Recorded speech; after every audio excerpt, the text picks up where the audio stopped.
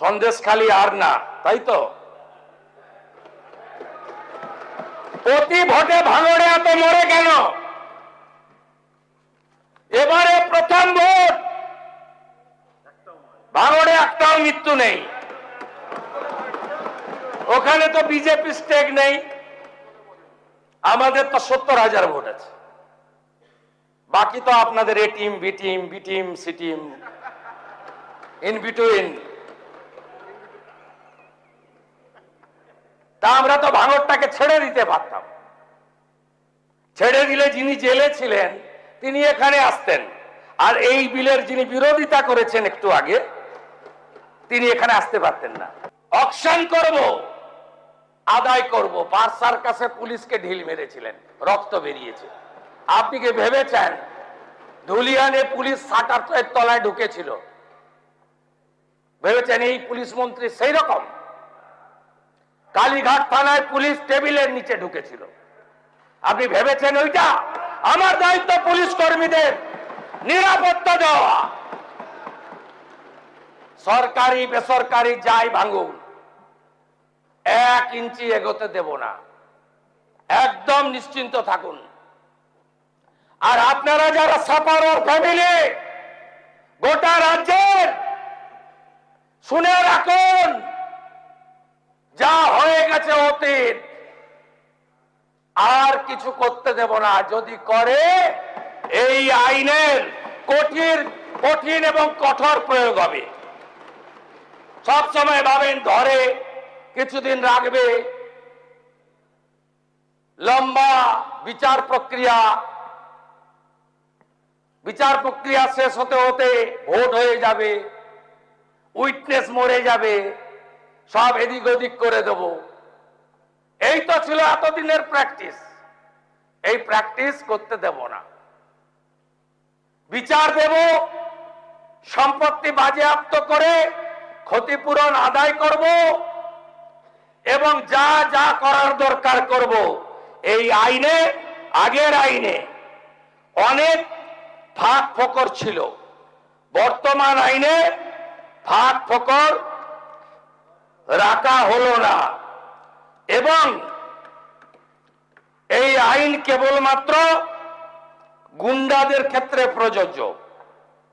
গুন্ডামি বন্ধ করে যারা রাজনীতি, সমাজ, ধর্ম, কর্ম করুন, আপনাদের বিরুদ্ধে প্রয়োগ হবে না।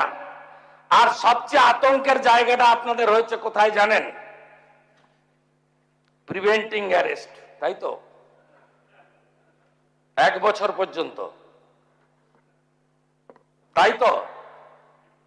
সন্দেশখালী আর না, তাই তো?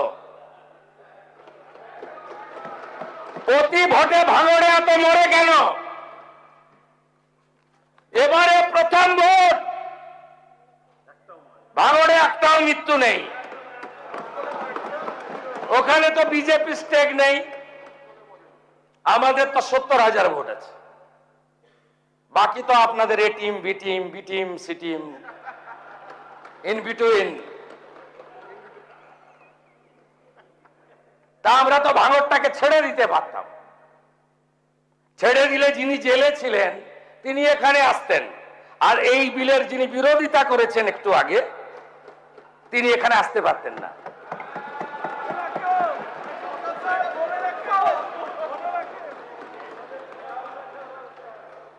আইনের শাসন প্রতিষ্ঠা,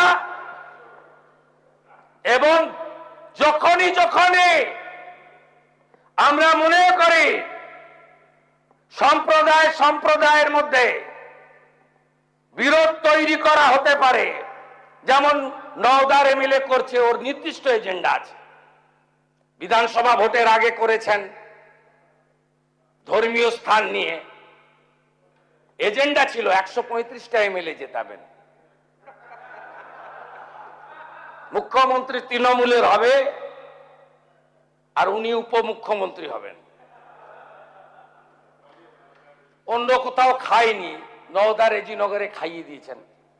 এখনো যেটা শুরু করেছেন, উপনির্বাচনে ছেলেকে 72% মুসলিম অধ্যুষিত রেজিনগর থেকে জেতানোর জন্য করেছেন। এগুলো মনের কথা নয়, আমি জানি। যেভাবে আগের সরকার মুখ্যমন্ত্রীর নেতৃত্বে মুসলিমদের আধুনিক শিক্ষা দেয়নি, পরিযায়ী শ্রমিকদের বড় অংশ মুসলিম, অভাব সব দরিদ্র সবচেয়ে মুসলিমরা, উন্নয়ন দেননি, কর্মসংস্থান দেননি, কিন্তু প্রয়োজন মতো রাস্তায় নামিয়েছেন। আপনি বলুন তো বুকে হাত দিয়ে, সিএ আর এনআরসি এক কেন রাস্তায় নামিয়ে দিয়েছিলেন? ফল কি, রেজাল্ট কি? হ্যাঁ, 21টা পার করে নিয়েছেন, 21-এর ভোট পার করে নিয়েছেন এনআরসি এনআরসি এনআরসি করে। তো ওটা সিএ ছিল, ওটা নাগরিকত্ব দেওয়ার আইন ছিল, কেড়ে নেওয়ার আইন ছিল না। ওয়াকফ অ্যামেন্ডমেন্ট বিল, রানী রাসমণি রোডে মিছিল, একজন তো এমপি একজন বললেন যেখানেই প্রার্থনা হবে সেখানেই অধিকার জন্মাবে। ও এখন কোন তৃণমূলে আমি জানি না, অরিজিনাল না ভাঙা, কালীঘাট না অন্য কিছু আমি জানি না।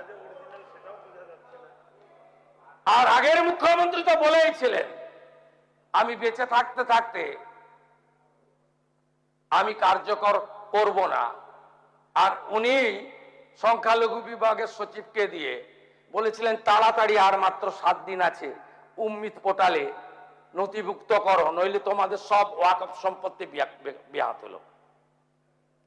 আপনি বলুন সিএ, আপনার ওয়াকফ অ্যামেন্ডমেন্ট বিলে যে আগুনগুলো লাগিয়েছিলেন পুরো মাইনরিটি বেল্টে, এর লাভ আপনি বলুন,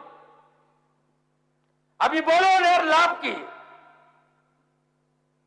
আপনি আপনার আমাদের সরকার আসার সময় নয়, তার আগেই উম্মিত পোর্টাল চালু করা,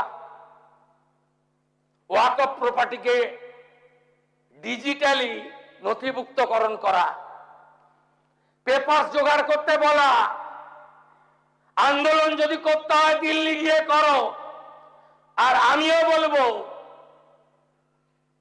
এই আইন যদি না মানতে চান তাহলে ইন্ডি জোটের কোন রাজ্যে গিয়ে বিরোধিতা করুন, আমাদের এখানে বিরোধিতা করবেন না।